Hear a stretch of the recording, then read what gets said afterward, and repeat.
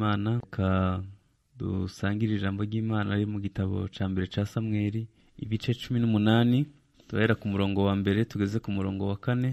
Aravuga ngo nuko Dawidi amaze kuvugana na Sauli umutima wa Yonatani uhera kuba gati gakubiranye n'uwa Dawidi, kandi Yonatani akamukunda nk'uko yikunda. Maze uwo munsi Sauli ajyana Dawidi we ntiyamukundira gusubira kwa Sukundi. Bukeye Yonatani na Dawidi basezerana isezerano kuko yaramukunze nk'uko yikunze. Yonatani yijishura mu mwitero we yari yiteye awuha Dawidi n'umwambaro we ndetse n'inkota ye n'umuheto we n'umukandara we. Twasomye igitabo ca mbere ca Samweli ibice 18 umurongo wa mbere. Nagira ngo dusenge mbere yuko twumva ijambo ry'Imana. Data, turagushimiye kuduhaye ubuntu bwo kumva ijambo ryawe, rihire mu mitima y'abagiye kuryumva, kandi ubuntu bw'Imana bwinshi bubane n'abagiye kumva ijambo ryawe. Dukumiriye ikirogo yose n'imigambi ya Satani yatuma hari uriganywa. Reka ineza bibane natwe mu izina rya Yesu, amen. Ukundisha Uwiteka umutima wawe wose n'ubwenge bwawe bwose n'imbaraga zawe zose. Turacari ku rukundo dukwiye gukunda Yesu, cyangwa se dukwiye gukunda Imana. Nababwiye ko Imana yidukunda kurenza uko umuntu abasha kubitekereza, kuko Bibiliya ivuga ngo Imana kuko yakunze abari mu isi cyane kandi ikabakunda ari babi, nivyo byatumye itanga umwana wayo w'ikinege kugira ngo umwizera wese atarimbuka ahubwo ahabwe ubugingo buhoraho. Ntekereza ko wakunda yakunda uwazi cyangwa se yakunda umukunda, ariko Imana yadukunze turi babi kandi dukunda cyane. Nivyo byayiteye gutanga umwana imufite ari umwe kugira ngo umwizera wese atarimbuka ahubwo ahabwe ubugingo buhoraho. Yesu nawe yadukunze uburyo butangaje, kuko yagiye bigarukaho inshuro nyinshi aravuga ngo nta wakunda abantu kuruta ushobora gutanga ubugingo bwe. Yesu yatanze ubugingo bwe, atanga amaraso ye, arababara kugira ngo tubabarirwe ibyaha. Ngo rukundo nirwo Imana igukunda, niko nako nawe ufite itegeko ryo kumukunda. Abafarisayo babajije Yesu bashaka kumugerageza, nibwo twasomye muri Luka 10, bashaka kumugerageza baramubaza ngo nkora iki nzaraga ubwami bw'Imana. Yesu abaza umufarisayo aramubaza ngo usoma iki mu mategeko? Aravuga ngo nasomye ngo ukundishe Uwiteka umutima wawe wose n'ubwenge bwawe bwose n'imbaraga zawe zose. Hari ikintu kimwe cyantangaje, naje gusanga abantu benshi ntidukunda Imana ahubwo twikundira mu Mana. Ntabwo dukunda Yesu, nitwe twikundira muri Yesu. Ni ibintu bibiri bitandukanye. Gukunda Yesu no kwikunda wowe ubwawe wikundiye muri Yesu ni ibintu bibiri. Yesu tumuzi nk'umuntu utanga imigisha, tumuzi nk'umuntu utanga ibintu bifadika, bigatuma abantu bajya gusenga badasenga ari uko bakunda, si uko baba bamukunze, ahubwo nuko baba bakunze ibyo abaha. Mwibuke rimwe Yesu yigeze atanga imigati, abantu barahurura ngo baramushaka, we ngo yatajya hakurya y'inyanja. Baramushakisha, bambuka inyanja bamusangayo kugira ngo abahe imigati. Arangije ngo uwo munsi ngo ashaka kubagerageza, ngo ahita arababwira ngo singe mushaka, ni imigati nabahaye ejo bundi. Ngo barangije ngo barababara cyane, bahita baragenda ntihagira n'usigara. Hasigara 12 bonyene. Abarebye mu mutima nabasanga bagiye bakurikiye bene wabo. Arubwo umuntu agenda ari ku mubiri ukahasigara. Arabaza ngo namwe murashaka kugenda? Baramubwira ngo twajya he, ko ari ufite amagambo y'ubugingo. Basi ni nka bakamubwira ati waradushutse turashukika. Umva Petero yari ataye inshundura, bamatayo bararetse gukoresha ikoro, bari barahombye ibyabo, akavuga tumva ni hahandi reka tuguma basi niyavuze basi turahumurizwa, ariko nta kindi tumutegerejeho. Kandi hari hashize iminsi bamubajije ngo nkatwe twasize byose, ni iki kindi uzaduha? Mu by'ukuri hari ibintu bari baje bazi ko Yesu aje gukuraho ingoma y'Abaroma akima akaba umwami.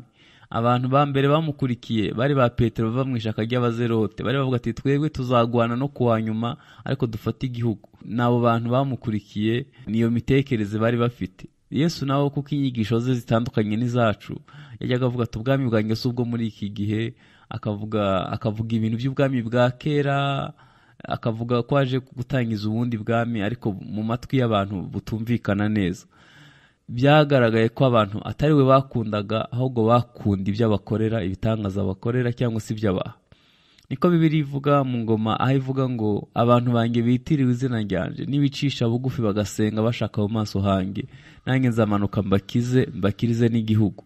Naje gusanga ko abantu benshi aha gusenga bashaka mu maso h'Imana, basenga bashaka mu ntoke z'Imana.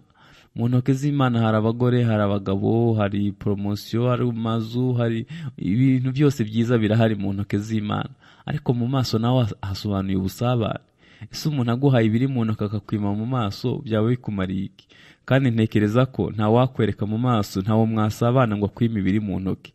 Nimusabana n'Imana izahora irambuye intoke zo kuguha imigisha, ariko ishobora kuguha ibiri mu ntoke, kuko kugira neza kuzuye isi. Imana igirira neza abantu bose. N'imvura iguye igwa mu mirima y'abantu b'Imana n'imirima y'abarozi, izuba rivira ababi n'abeza, ariko kugira neza kw'Imana hari kugira neza kwihariye. Imana igirira neza abantu bayikunda, bayubaha, bayisenga, bagakora ibyo gukiranuka. Abo ngabo bagira umugisha wihariye. Uyu munsi ndashaka twifashishe urugero rwa Dawidi na Yonatani, tushaka gusobanura urukundo dukwiye gukunda Yesu. Muri iyi nkuru harimwo abantu batatu b'ingenzi. Harimwo Sawuli, harimwo Yonatani umuhungu we, hakaba harimwo na Dawidi. Dawidi turamugira twebwe, Yonatani turamugira Yesu, Sawuli we ashobora kuba ahagarariye Satani. Mu by'ukuri hari uburyo aba bantu babonye Dawidi butandukanye. Hari uburyo butandukanye aba bantu babonye Dawidi.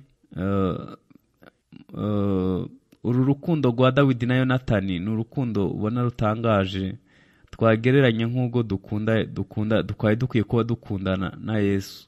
Akenshi tubwira Yesu ko tumukunda cyane, ariko ikintu kibabaje iyo bigeze mu bikorwa dusanga atari ko bimeze. Ntekereza ko usibye Yesu ntiwabikora n'inshuti yawe ukunda ngo bimunezeze. Urukundo si amagambo, ahubwo urukundo n'amagambo avanze n'ibikorwa. So wabwira umuntu ngo uramukunda utazi aho ataha? Wabwira umuntu ngo uramukunda ntaco uramuha? Ntabwo bishoboka. Byaba ari amagambo, ntabwo byaba biri ukuri. Kuko biri ukuri ntiwakunda umuntu utigeze umenya, ntuzi nimero ya telefone, niba unayizi ntujye uyihamagara, ntuzi aho ataha, nta n'ikintu uramuha. Mu by'ukuri ntabwo wavuga ngo uramukunda. Iyo usomye Bibiliya ahantu henshi hagenda hagaruka ku rukundo. Aho mu Baroma 12:9 handitse ngo urukundo rwanyu rwe kugira uburyarya. Ndavuga urukundo dukundana na Yesu, cyangwa se ubwo dukundana hagati yacu. Urukundo rwacu rwe kugira uburyarya. Buriya n'urukundo rw'uburyarya bubaho. Na Yesu hari ubwo tumukunda urukundo rw'uburyarya. Nawe ntusabana nawe, ntuheruka gusoma ijambo ry'Imana, ntuheruka kwiyiriza ubusa, ntuheruka mu masengesho, ntuheruka gusenga ngo wumve isengesho rigezeyo ukabesha ngo uramukunda. Ntabwo ari byo. Iyo umuntu amukunda biragaragara.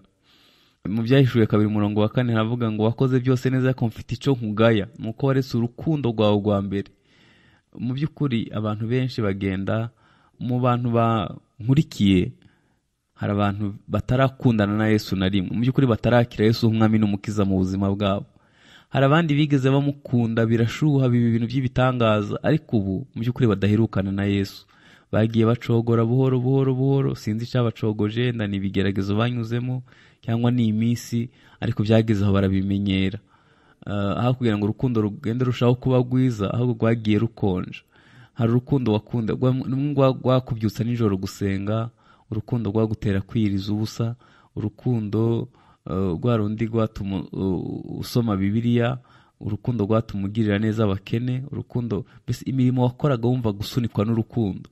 None niba ari uko wagize umuyobozi mubi yenda, cyangwa se wacitse intege ukavugwa n'abatakagombye kukuvuga, niba ari ibigeragezo byinshi wahuye nabyo, urukundo rugenda rugabanuka, ubu bigeze ku gipimo kidashimishije, kiri hasi cyane. Bibiliya tubwiye ngo mfite icyo nkugaya, nuko waretse urukundo rwawe rwa mbere. Bushize tuganira naravuze ngo dukwiye gukundisha Uwiteka umutima wacu wose, n'ubwenge bwacu bwose, n'imbaraga zacu zose. Uru rukundo nirwo rutuma umuntu yihanganira ibigeragezo. Uru rukundo nirwo rutuma umuntu akunda n'umwanzi we. Uru rukundo nirwo rwatuma umuntu ashobora kunyura no mu rupfu bigakunda. Abaheburayo 11 havuga intwari zo kwizera, bakavuga uko banyuze mu muriro, uko babatwikishije imiriro, uko babajugunye intare, uko babakereje inkerezo, uko bishwe n'inzara, uko babaga mu bihanamanga. bakavuga ngo ibyo byose babishobozwa n'urukundo bakunda umwami, bakavuga ati ntabwo twamuhemukira, ntabwo twatinyuka gukora ibyangwa n'amaso y'Uwiteka. Basunikwa n'urukundo. None usibye kujugunyirwa intare, ubuse wihanganira n'amagambo nibura? Usibye kujugunyirwa intare, umukozi wiwe mu rugo mubanye mute? Usibye kujugunyirwa intare, ahubwo abo mukorana ku kazi bo mubanye mute? Usibye ibyo, ubukene bwubasha kubwihanganira. Urukundo bakunda umwami niko rwatumye bitwa intwari zo kwizera, kuko banyuze mu bikomeye bakihanganishwa n'urukundo. Ese nugeragezwa uzabyifatamo umwute nuramuka udakundisha Uwiteka umutima wawe wose n'ubwenge bwawe n'imbaraga zawe zose. Ntekereza ko nidukunda Imana tukayikunda mu by'ukuri nk'uko byakagombye, tuzabaho ubuzima bwiza. Reka mbabwire ikintu nzi gikomeye: ubukristo ni bwiza, ariko busaba ikiguzi, bisaba imbaraga nyinshi kugira ngo ube umukristo. Hari ubwo ubukristo bugusaba gukunda umwanzi wawe, hari ubwo kuba umukristo bigusaba kubabarira utagusabye imbabazi, hari ubwo kuba umukristo bigusaba kwihangana kandi wakagombye kuvuga ukaruhuka. Kuba umukristo hari ubwo bigusaba kwishima kandi bigushimisha bidahari. Kuba umukristo biragoye, niyo mpamvu hari ibindi bitagoye gukora rwose. Hari n'amatora atagira icyo wigomwa, atagira icyo agusaba, ariko kuba umukristo mwiza, kuba umwana w'Imana, bisaba ni ukwemera gutanga ikiguzi, mbese ukihangana. Nanone Bibiliya avuga ngo hego uwihanganiye umugerageza, kuko namara kwemerwa azambikwa ikamba ry'ubugingo. Iki gihe cya Dawidi na Yonatani, inzu y'Ababenyamini yarishyizwe hejuru, hanyuma abantu bose bakorera Sawuli. Inzu ya Yesayi yo yari icishijwe bugufi, ari abakene bahana i Betelehemu baciye bugufi cyane, bacishwe bugufi mu buryo bukomeye. Sawuli rero Dawidi ageze ibwami, Sawuli amurebana amaso y'ubukene, aravuga ati aka n'agahungu k'agashumba k'intama katagize amahirwe mu buzima, akana gato k'agakene, akantu kavuye mu giturage iyo katambaye inkweto, kambaye nabi, katabaye ibwami nyine. Ariko Yonatani we amurebana amaso afite ihishurirwa, aravuga ati ndakureba nkabona uzaba umwami. Kandi kari akana gato k'imyaka 16. Aya maso abiri ni amaso areba ugutandukanye. Dukwiye gusaba Imana amaso areba neza, ntiturebe nka Sawuli areba Dawidi akamubonamo ko ari umwungere w'intama gusa. Ariko nitugira amaso nka Yonatani, tuzabona abami nubwo baba batarababo. Ibyahishuwe 3:18 haravuga ngo ungureho umuti wo gusiga ku maso ubone guhumuka. Ese amaso yawe areba ate? Muri iki gihe urimo kureba bimeze bite? Hari ubwo umuntu aba umukire, abantu bagahita bamugira inshuti mu rusengero kuko ari gutura menshi, niyo ataje guterana uwo munsi turamutelefona tukamubaza impamvu ataje gusenga, kuko ariko mu by'ukuri uwo muntu icyambere ibyo bintu yabibonye, ibyo bintu yabigezeho ate? Uramushira hejuru se? Wamenya n'Imana nayo ariko ibibona? Cyangwa se dukunda kuko tuzi ko bari buture menshi gusa? Nitugira amaso nk'aya Sawuli tuzaba dufite urubanza, ariko nitugira amaso nk'aya Yonatani, ayo maso azajya twereka abami nubwo baba batarababo. Twe dukunda abami babaye bo, ari mu bwami, umuntu ari mu mugisha ariko hari abandi bami batagaragara. Hari abantu Imana ifata nk'imboni y'ijisho, hari abantu Imana yaciye mu biganza nk'imanzi, hari abantu irinda nk'uko irinda imboni y'ijisho, hari abantu Imana yitaho, hari abantu Imana ifata nk'inkoramutima, bashobora gukinga mu isi no mu ijuru bakaba bakinze, bakingura ikintu mu isi no mu ijuru bakagikingura. Hari abantu Imana ibona nk'inkoramutima zayo. Niyo mpamvu Bibiliya avuga ngo ungure umuti wo gusiga ku maso ubone guhumuka. We kugira imirebere nk'iy'isi, we kugira imirebere nk'iy'abandi bantu bose, ahubwo ujye umenya ba Dawidi Imana ihagurukije, abantu Imana ishaka gukoresha muri iki gihe. No muri iki gihe abantu bitewe n'amaso yabo mabi bareba iby'Imana bakabisuzugura, ijambo ry'Imana n'ibindi. Abakorinto ba mbere igice cya 1:18 haravuga ngo ijambo ry'umusaraba kubarimbuka n'ubupfu, ariko kubakizwa ni imbaraga z'Imana zihesha uwizera wese agakiza.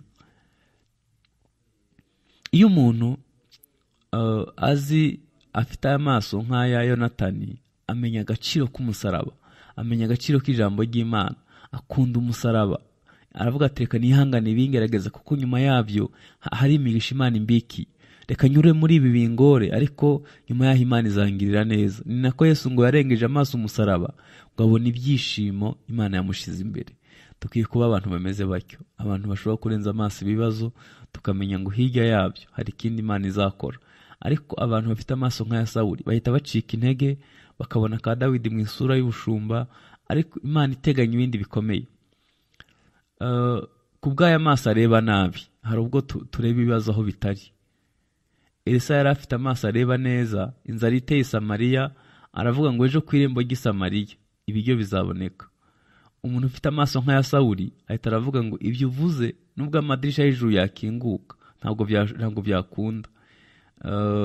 Ahita aramubwira ngo ubwo uvuze utyo uzabirebesha amaso ariko ntuzabirya. Kandi niko byagenze. Bukeye ibiryo byarabonetse, umwami ngo ahita muha umunzane ngo ajye gupimira abaturage batwara ibingana kuko bose bashonje. Abaturage baramukandagira arapfa, afata biriya birebesheje amaso gusa. Hari ibintu byiza Imana ateguriye abayubaha ariko bafite umutima wari muri Kristo Yesu. Bibiliya iravuga ngo abakiranutsi bazagubwa neza ariko abakiranirwa bazagubwa nabi. Uwo waba uri we wese, niba ukiranirwa umenye ko amaherezo bitazaba byiza, ariko ukiranuka nubwo yaba ari umuntu woroheje azagubwa neza, haba vuba cyangwa kera azagubwa neza. Abantu benshi bafite iki kibazo c'amaso bahora baca intege abandi ngo ibi ntibishoboka, ariko ibidashobokera abantu bishobokera Imana. Hari n'abakubwira ngo gukizwa ntibishoboka, nta murokore ubaho, kandi gukizwa ubusanzwe ntibigoye. Niba ari ikintu coroshe no gukizwa. Indirimbo y'120 iravuga ngo Uwiteka mucamanza yambonyeho amaraso, ntancira urubanza rubi, anyita umukiranutsi. Kandi abari muri Kristo Yesu nta teka bazacigwaho. Biterwa n'ayo maso mabi abantu barebesha nibo bavuga ngo gukizwa ntibishoboka. Hari abandi babishoboye, Bibiliya yuzuye abantu babishoboye. Natwe twabibasha, byakunda turamutse turi kumwe na Kristo Yesu neza. Abigishwa ba Yesu bigeze kugira amaso mabi, abana baje ngo Yesu abakikire abahesha umugisha, ngo bahita barabirukana, begeza hafi abantu bazabamba Yesu. Abantu baje kumuneka, abantu batari inshuti ze, abari bo begeza hafi, ariko birukanye abana. Hari ubwo tujya tugira iyi mirebere, tukegeza imbere abatari bo, abazatwanga, abazatugambanira n'abatadukunda, akaba ari bo tugira inshuti za hafi, ariko abazadusengera n'abajya kutwiririza abo ngabo ntitubamenye. Ayo ni amaso, ni imirebere mibi. Navuze ko no mu matorero utura menshi, ufite ubushobozi buruta ubw'abandi ahita aba perezida wa korale, akaba perezida w'iterambere, akaba perezida wa komite y'amajyambere, akajegwa kwakira abashyitsi, buri kimwe cyose arakita akiyobora kuko niwe ufite amafaranga. Ariko ikibazo ntawe nubwo ari ico.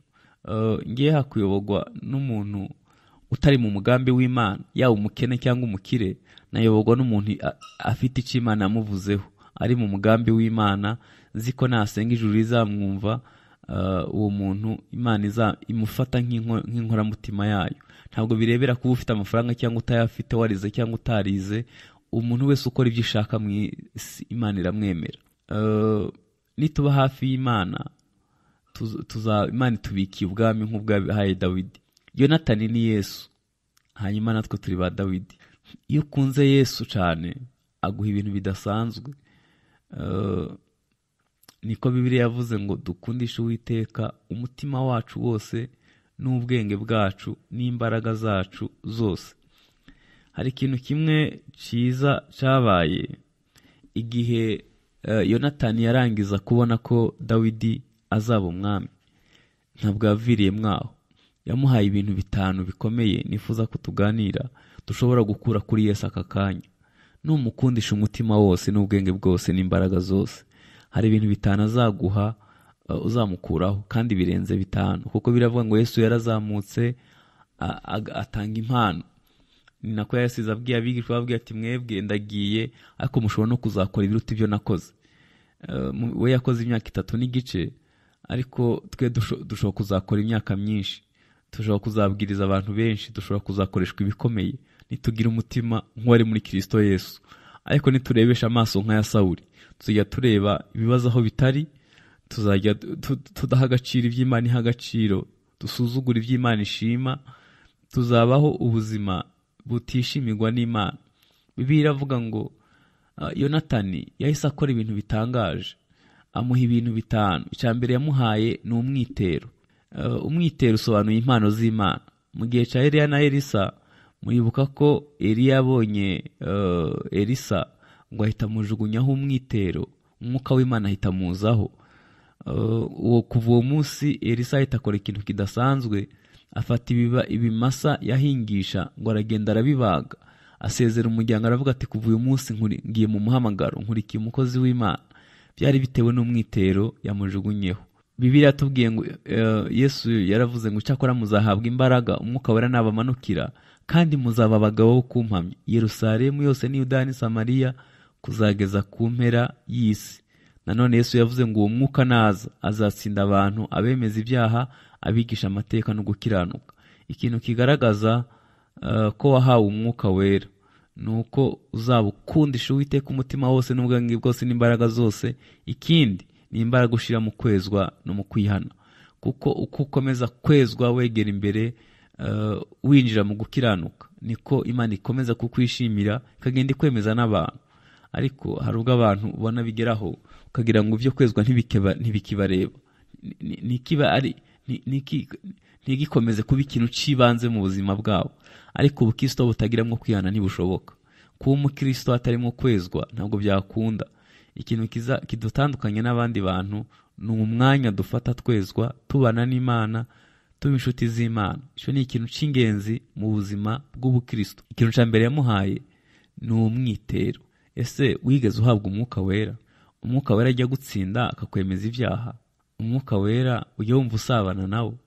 Hari umuntu umwe twigeze kuvugana kuri telefone, hari akantu nari mubajije, ahita arambwira ngo mpa amasegonde make ngo maze mbaze umwuka wera. Numva arantangaje.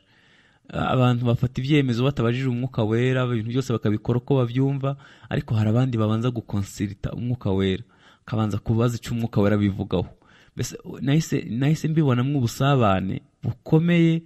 Umwuka wera ari muri we, amuba hafi, ni inshuti ye magara, mbese yumva amuri hafi kuruta uko umuntu yabitekereza.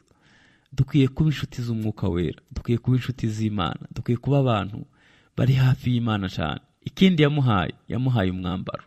Umwambaro usobanuye gukiranuka. Yesu iyo umwakiriye akwigisha gukiranuka ku gato no ku kanini, kandi bizakubera umugisha niwiga kubaho ubuzima bwo gukiranuka. Ikintu kikumenyesha ko umuntu asigara inshuti ya Yesu, uzasanga asigaye akiranuka mu kazi, mu rugo, ku cacumi, mu bucuruzi, avugisha ukuri. Yarize gukiranuka mu mibereho ye yose, arangwa no gukiranuka. Nubona umuntu ukiranirwa, uzamenye ko uwo muntu hari ikintu abuze gukiranuka. Gukiranirwa ni ikinyuranyo cyo gukiranuka. Dukwiye kuba abantu bazi gukiranuka. Ntabwo umurokore avuga urwenya, ntabwo avuga amashengo, ntabwo umurokore ntabwo avuga ibintu bidahesha Imana icubahiro. Nubona umuntu urondogora akajya avuga ibintu gusa bisetsa bitarimo umwuka wera, bitarimo guhembuka, bitarimo, Bibiliya iravuga ngo muvuge ijambo rikwiye gukuza uryumvishe. Ese amagambo uvuga ahesha Imana icubahiro? Bibiliya iravuga ngo imbere ya marayika tuzavuga ngo naracitswe. Amagambo yawe niyo azatuma utsinda cyangwa tumutsindwa.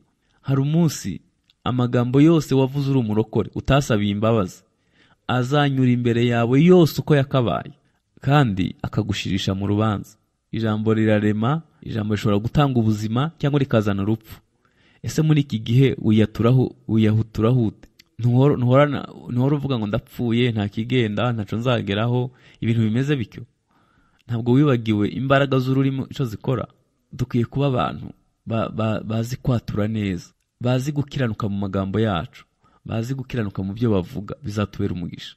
Icya gatatu yamuhaye inkota. Murabizi ko inkota ari ijambo ry'Imana. Uhereye mu Efeso ibice 6 uhita ubona ijambo ry'Imana ico rivuze. Abakolosayi 3:16 haranditswe ngo ijambo rya Kristo ribe muri mwe rigwiriye rifite ubwenge bwose. Abantu benshi ntibagikunda ijambo ry'Imana, ahubwo bakunda ibindi bigezweho. ariko nta wabarenganya. No mu butayu abantu banze manu, kandi wari umutsima uvuye mu ijuru. Ijambo yari Yesu. Yesu yavuze ngo ninge mutsima w'ubugingo. Iyo wanze ijambo ry'Imana uba wanze waryandikishije, uba wanze Yesu. Mu cyumweru usoma Bibiliya kangahe? Mu cyumweru usabana n'Imana kangahe? Ni iki kigutunga? Ni ryari uheruka gusoma Bibiliya ukumva uraryohewe ukayifatira igihe iminota 30 cyangwa isaha, ukavuga ati reka nsome Bibiliya numva icyo Imana imvugaho? Mwibuke ko Sawuli igihe yacaga urubanza rw'abadamu babiri bari indaya, bose basamira rimwe babyarira rimwe. Umwe niba yarasinze ntabwo mbizi, aryamira akana ke karapfa, ahita yibaka mugenzi we. Salomo yaravuye gusaba Imana ubwenge, bamuzaniye urubanza ngo ahita afata inkota, aravuga ati ngiye kugacamo kabiri, akakasigaye umwe atwara igipande undi atwara ikindi. Uwaryamiye yake aravuga ngo yego tukabure twese. Undi yibutse uko inda yamugenje nuko byari bimeze, aravuga ati hoya sinabona aho apfa, mu muhamutware nzamureberayo, ariko sinabona umwana wanjye apfa. Aravuga ati izo mpuhwe ntizisanzwe, ni wewe nyina w'umwana. Inkota ica imanza zananiranye. Hari uburyo umuntu ajya mu rusengero byamucanze, ibintu bimeze nabi, ijambo rikavuga ngo ntutinye ndi kumwe nawe, humura nzagutabara, nunyura mu migezi ntizagutembana, nunyura mu muriro ntabwo uzasha. Ugahita wumva urakomeye, ukamara iminsi wihanganye kuko wumvishe ijambo ry'Imana. Ijambo ry'Imana rirangiza imanza zananiranye. Ijambo ry'Imana n'ubugingo. Ijambo rya Kristo ribe muri mwe rigwiriye, rifite ubwenge bwose. Abantu ntabwo bagikunda ijambo ry'Imana. Birababaje kubona umuntu yambara ikoboyi y'ibihumbi 10 adashobora gutunga Bibiliya y'ibihumbi 3. Birababaje kuba umuntu agura telefone y'ibihumbi 60 adashobora gutunga Bibiliya y'ibihumbi 3. Ubuse wazuzura umwuka werute. Hari n'abantu baba bageze no mu nzego zikomeye, mu baririmbyi, mu baramyi n'ahandi, ariko atajya yikoza Bibiliya, utamubona na Bibiliya yera. Ni iki kizatuma uhimba indirimbo nzima? Uzahimba amatiku, uzahimba ibikomere, uzahimba inzara, kuko nivyo bikurimo. Nivyo mbese buri umuntu asohora ibimurimo. Igihe cyose udafite ijambo ry'Imana muri wowe ngo ribe ryinshi rigwiriye, uzajya utanga ibidafite umumaro. Ariko ijambo ry'Imana niryuzura umutima wawe, uzamenya ibyahesha amahoro abandi, uzaba warakize umutima wuzuye ijambo ry'Imana, ufite igisubizo cya buri kibazo cyose, bitewe n'uko ijambo ry'Imana ari umuti womora. Abantu ntibagikunda ijambo ry'Imana, bakunda ibindi bintu bigezweho ariko bitari ijambo ry'Imana. Ariko ibyo tureba, ibyo twumva, umwanya dufatira ibindi, tugiye tubufata no mu kumva ijambo ry'Imana. Nigeze gutekereza kuri Bibiliya na telefone, ndeba umwanya tumara na mobile n'ukuntu tuba dukinisha, ujya kuri Facebook, ujya kuri WhatsApp, uri ku ma social network n'ibindi. Umwanya umaraho hose, nibura umuntu yavyukana umurongo wa Bibiliya akirirwa utekerezaho. Tuba tuzi Bibiliya mu buryo bw'igitangaza, ariko hari ubwo Bibiliya itakigira umwanya mu mutima wawe. Reka nkwinginge mu izina rya Yesu, ugerageze ube inshuti ya Bibiliya. Ijambo ry'Imana nico igitabo, ni igitabo canditswe imyaka 1600, candikwa n'abantu barenze 40. Bamwe bari abahinzi, abandi ari abami, abandi ari abahanuzi. Ntikirava ku isoko, nta mwanditsi. Hari ibindi bitabo byagezweho ariko nta carengeje imyaka 50. Ariko Bibiliya yo imaze iyo myaka yose igezweho, izahora inagezweho, kuko harimo ijambo ry'ubugingo. Urisoma uyu munsi, ejo rikaza ryahindutse ukundi. Ni nako manu yari imeze mu butayu.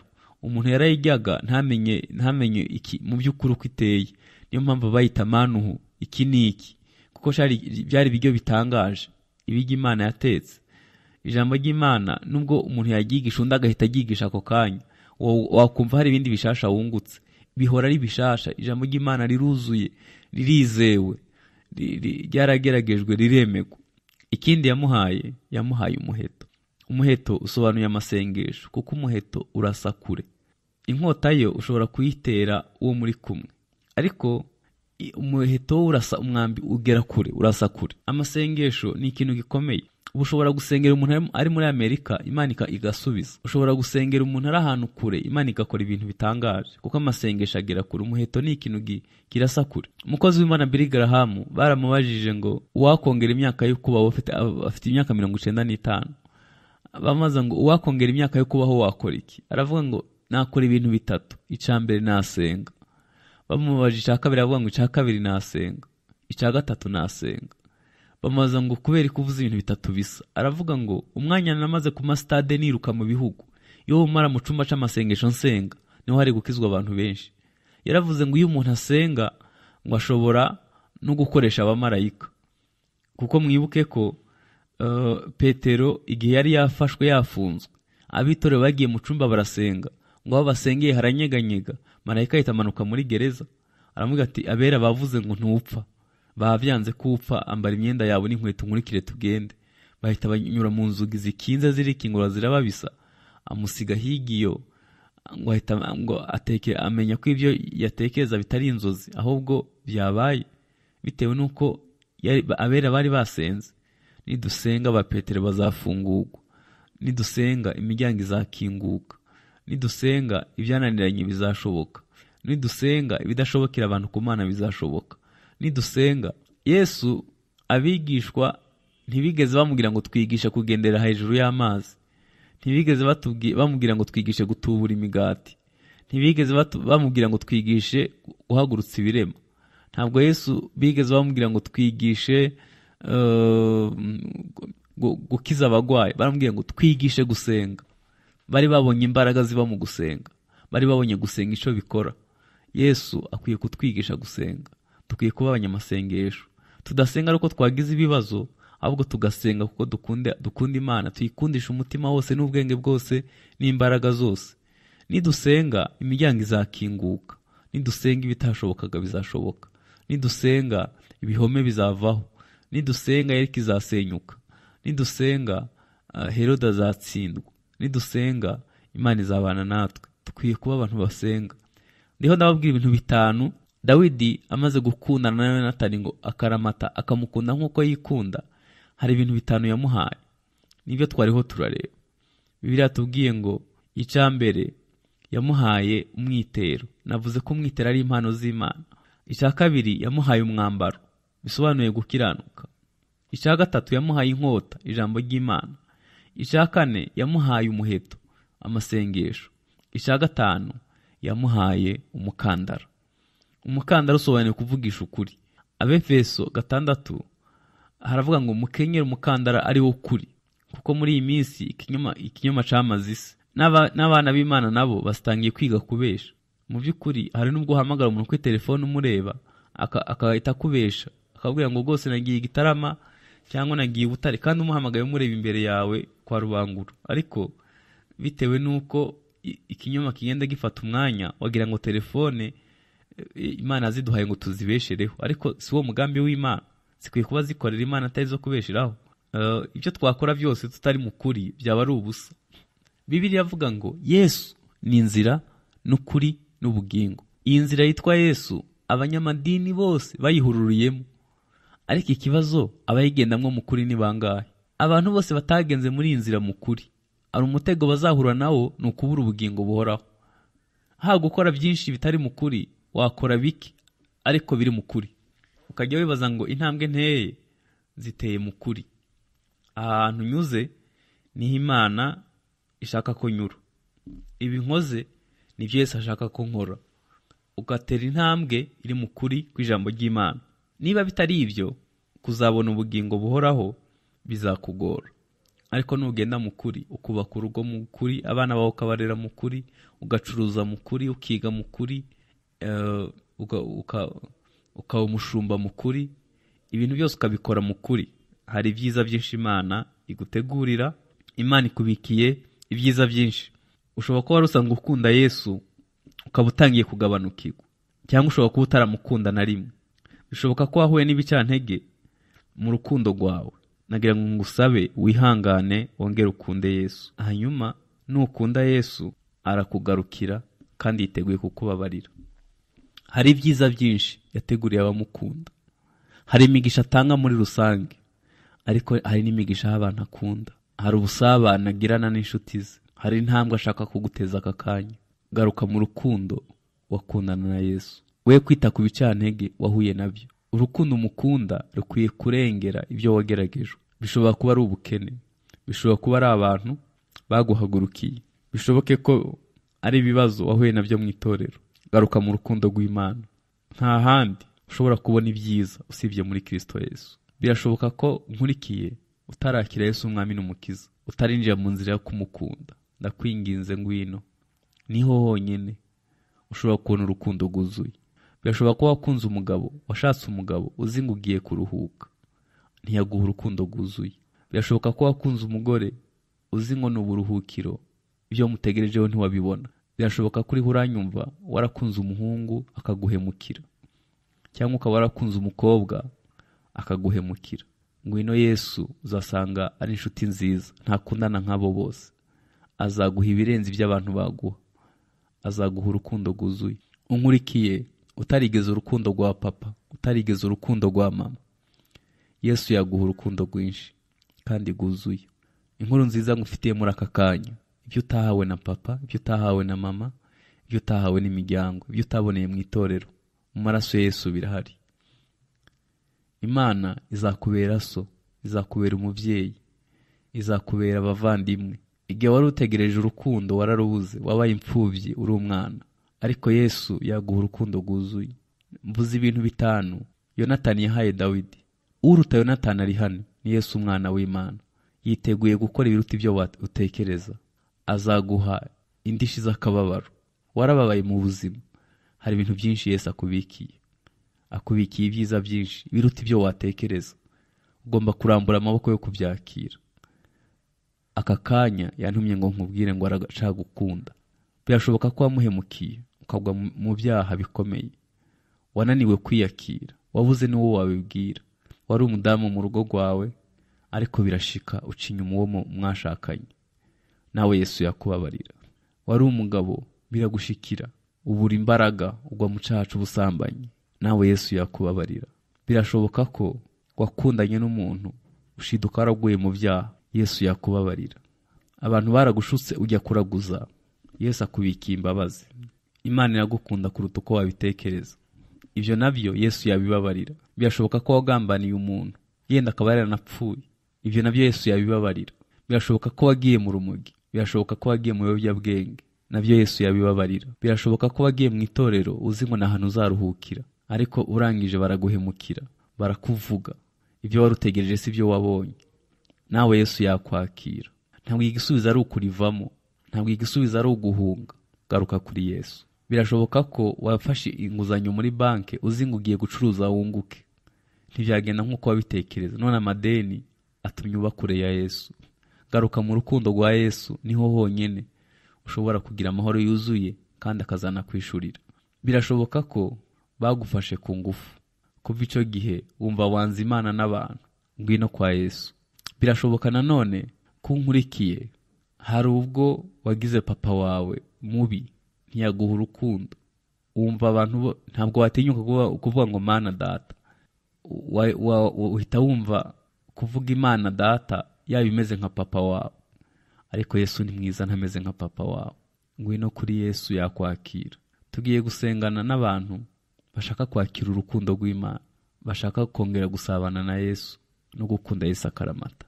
Data, mu izina rya Yesu, gushimiye abantu bose bemeye kukwakira nk'umwami n'umukiza, bakaba bumvise ijwi ryawe ryinginga kugira ngo bababarirwe, bandike mu gitabo cy'ubugingo, bakure mu gitabo cy'urubanza. Sengeye nanone abari bamaze gucika intege, urukundo rwabo rwarabaye mu kwidovya, bagarure mu nzira yawe, bahe imbaraga. Abafite imibabaro n'intambara bitandukanye, ndasenze kugira ngo bahe imbaraga zingana n'igihe barimo, basubize kubw'ukwera kwawe no gukiranuka. Uzabukoze. Nanone Mwami, komeza gufasha abera bawe muri byose, bagirirwe neza nawe. Abagwayi bakize, abagiye mu bucuruzi ubaha umugisha, abagiye mu kazi ka buri munsi ubaha amahoro n'amagara meza, bagirirwe neza n'Imana muri byose, mu izina rya Yesu Kristo, amen. Mwari kumwe na Pastor Desire Habyarimana. Nagira ngo mbibutse ko mbakunda, nkabifuriza umugisha w'Imana. Niba ushaka guhamagara kugira ngo usengerwe, telefoni igendanwa ni 0788421984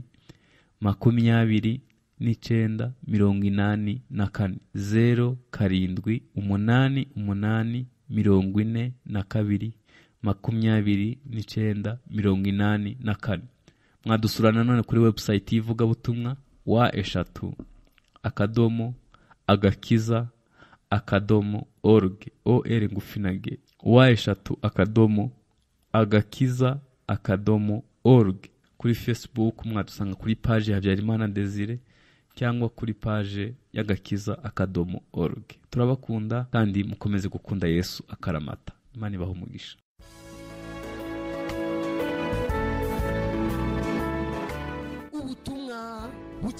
Ubutumwa bukiza ni ikiganiro mutegurirwa n'urubuga rw'ivugabutumwa wa#agakiza.org. Intego yacu nkuru ni ukubwiriza ubutumwa bwiza mu mahanga yose, kuko ariyo nshingano nkuru Yesu yadusigiye, nk'uko tubisanga muri Matayo igice cya 28 umurongo wa 19 kugeza ku wa 20. Dukora amahugurwa y'ibyiciro byose: abakozi b'Imana, abubatsi ingo, urubyiruko, abikorera, ibigo by'amashuri, abakozi ba leta, abakristo bagiye mu mahanga n'abanyeshuri bagiye gukomereza y'amasomo. Tubaha inyigisho z'ubumisiyoneri, dutanga amahugurwa y'isanamitima, ubumwe n'ubwiyunge, dukangurira amatorero ya gikristo gushyira mu bikorwa inshingano nkuru yo kujyana ubutumwa bwiza kugera ku mpera y'isi. Dukora ibiterane byagutse by'ivugabutumwa ku bufatanye n'amatorero ya gikristo, tugasengera n'ibyifuzo by'abantu batugana ku buntu. Dukorera Sonatibe ku muhanda ujya Saint Joseph mu nyubako ya Camille House. Ku bindi bisobanuro mwaduhamagara cyangwa mukatwandikira kuri WhatsApp mukoresheje nimero 0788422984. Mushobora no kudusura kuri page yacu ya Facebook